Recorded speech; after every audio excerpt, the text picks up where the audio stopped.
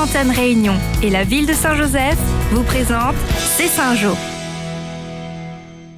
Dans C'est Saint-Jo cette semaine, retour sur les célébrations de la fête Cafre avec cette année l'inauguration des Jardins du 20 décembre et les Nuits du Piton et ses 2 soirées-concerts. C'est maintenant, C'est Saint-Jo.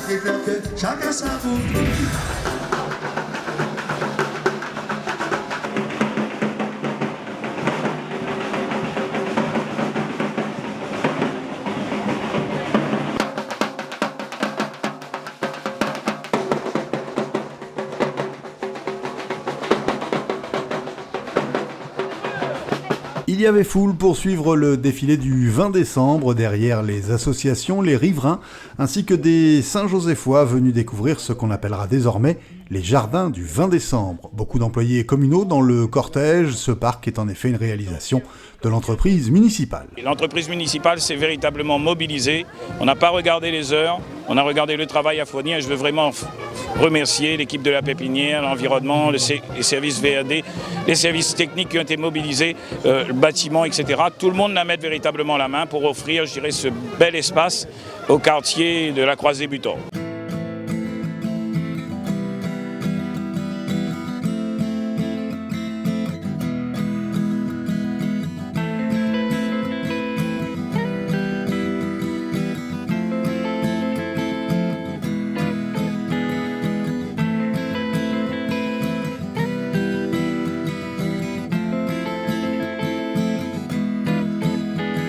Tes mains dans mon collet, serrer mon gâté, la malice dans le coin tonzier, l'innocence située.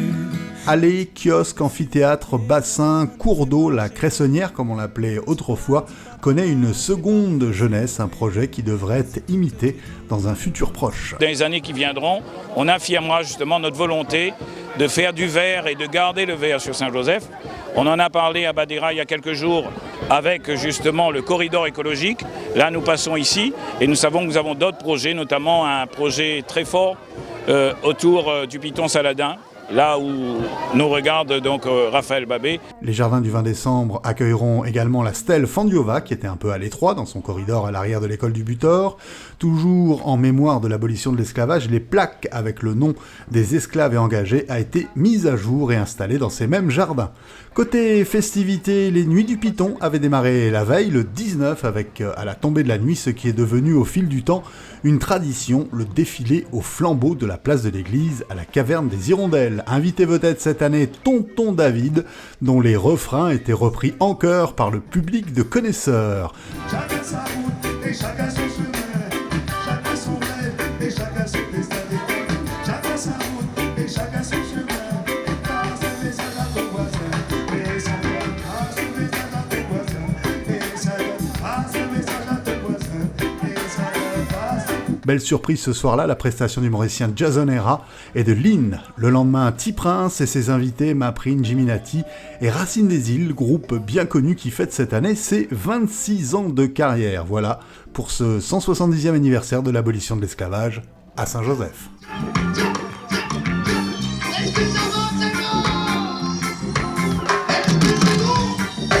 À l'agenda, Couleur décembre se poursuit jusqu'au 31 avec entre autres un jeu concours. Les bulletins de participation sont à récupérer chez les commerçants et de nombreux lots vous attendent.